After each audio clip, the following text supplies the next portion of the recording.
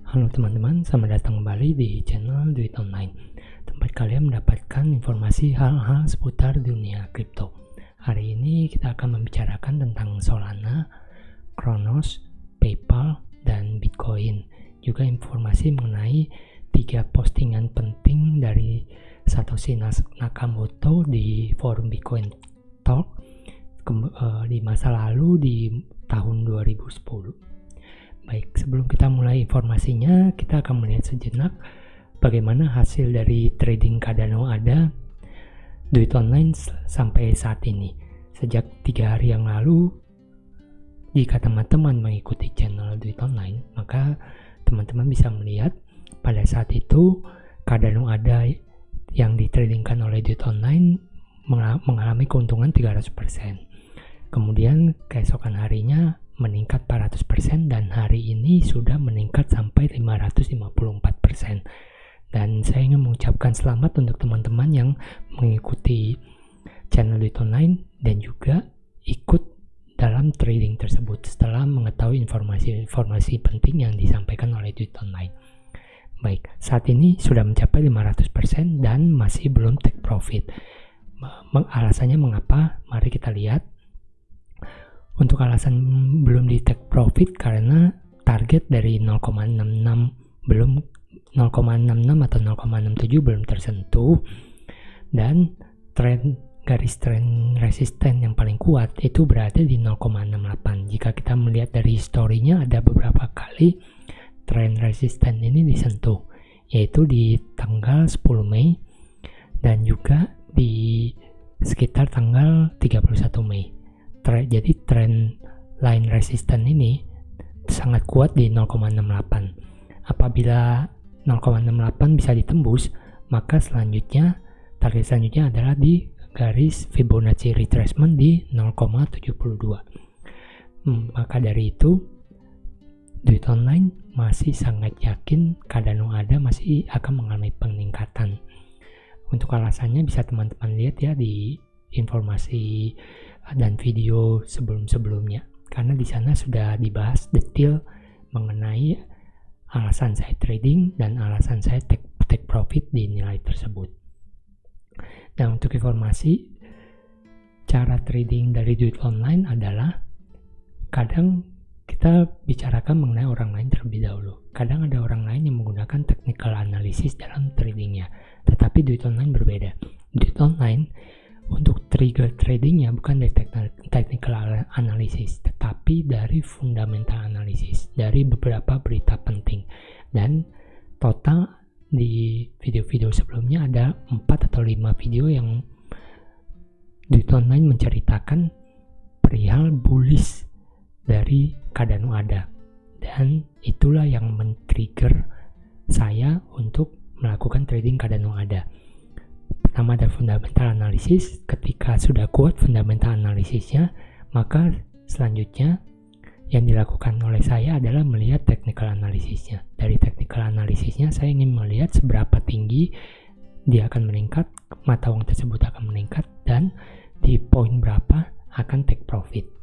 Jadi cara trading dari saya itu melihat dari fundamental analysis sebagai trigger dan resultnya dari technical analysis, result dari target seberapa tinggi dan juga target untuk take profitnya tersebut.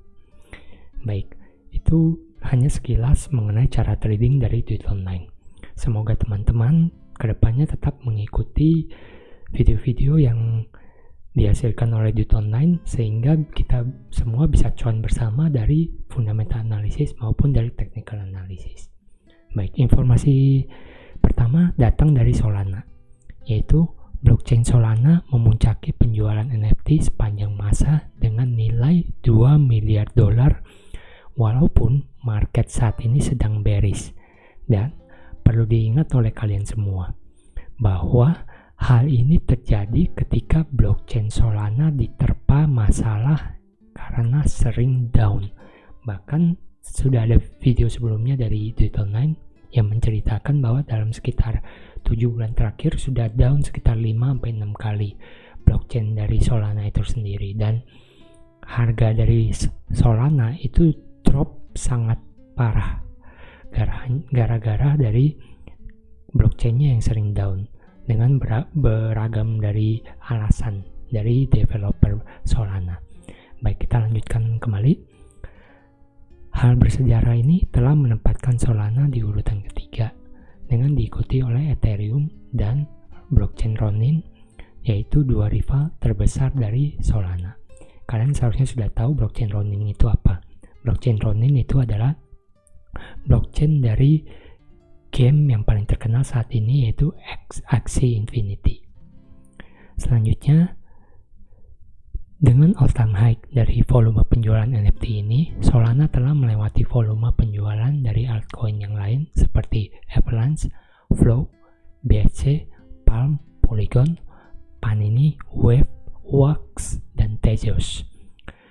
Untuk daftar-daftar NFT yang paling populer yang meningkatkan volume penjualan untuk Solana yaitu Tookbirds, Infinity Labs, Solstice, Chainers, Meerkat Millionaire Country Club, Solpunks, Solarians, Akuma no Neko, Cosmic Condos, Portals, dan Frax.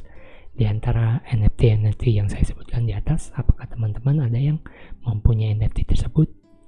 Bisa teman-teman komen di kolom di bawah ini ya. Selanjutnya, informasi berikutnya datang dari Cronos, yaitu Cronos memberikan $100 juta program akselerasi sebagai dukungan untuk DeFi dan project Web3. Cronos mengumumkan program yang ditunjukkan untuk membantu proyek peningkatan DeFi, Web3 gaming, dan infrastruktur untuk developer yang memerlukan dana dan bimbingan. Proyek-proyek yang terpilih juga mempunyai kesempatan untuk mendapatkan seed investment dengan nilai antara $100.000 sampai $300.000 dari Cronos Lab dan dari visi-visi atau venture capitalis yang lain. Mereka akan diberikan bantuan marketing dan akses ke pengguna Cronos melalui sosial media dan juga webinar AMA. Mengapa Tweet Online memilih berita Cronos ini? Karena berita Cronos ini mengaca dari pengalaman masa lalu Tweet Online yang setiap ada pengumuman insentif program, bantuan program-program keuangan, maka kripto tersebut akan bullish untuk beberapa minggu ke depan. Contohnya, dulu pernah ada informasi Polygon mengumumkan insentif untuk liquid mining, dan hasilnya beberapa minggu ke depan Polygon naik cukup signifikan. Kemudian juga ada contoh seperti Harmony dan yang juga mengumumkan insentif program yang berakibat akhirnya mengalami buruan selama beberapa minggu. Jadi berita-berita seperti insentif atau bantuan dana seperti ini itu cukup besar untuk mendorong kripto tersebut mengalami bullish cukup signifikan. Jadi teman-teman bisa monitor mata uang Cronos ke depannya. Mata uang Cronosnya yaitu CRO. Baik, untuk selanjutnya informasi mengenai PayPal.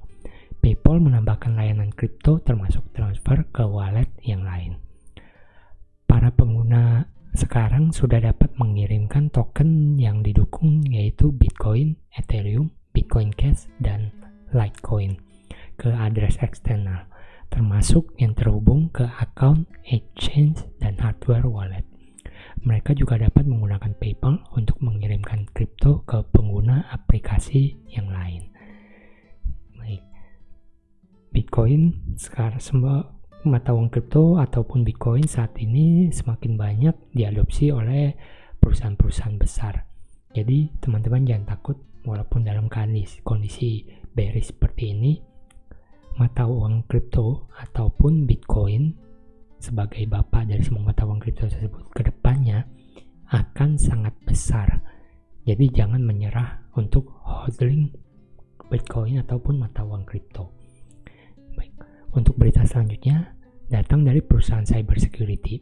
Perusahaan cybersecurity telah mengubah semua neraca keuangan mereka ke Bitcoin.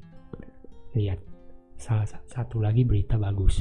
Mereka merubah semua keuangan perusahaan mereka ke dalam Bitcoin. Mungkin saja mereka ingin mengikuti jejak seperti MicroStrategy. Baik, Nama perusahaan tersebut adalah Octagon Network, yang merupakan perusahaan riset dan development yang fokus untuk mengatasi ancaman digital. Mereka mengatakan bahwa telah menyelesaikan proses untuk mengubah aset liquid dan semua neraca keuangan mereka ke dalam Bitcoin. Mereka akan mulai menerima Bitcoin sebagai alat pembayaran untuk semua layanan mereka dengan memberikan 50% diskon ketika membayar menggunakan Bitcoin. Wah, untuk perusahaan-perusahaan yang menggunakan jasa Octagon Network sangat beruntung. Jika mereka membayar dengan Bitcoin, maka mereka mendapatkan 50% diskon. Dan ini juga sesuatu boleh disebut marketing yang sangat bagus untuk meningkatkan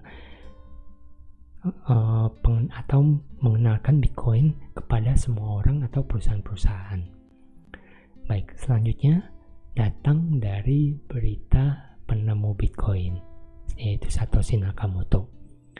3 posting penting dari Satoshi Nakamoto di forum Bitcoin Talk ketika masa-masa awal Bitcoin diciptakan.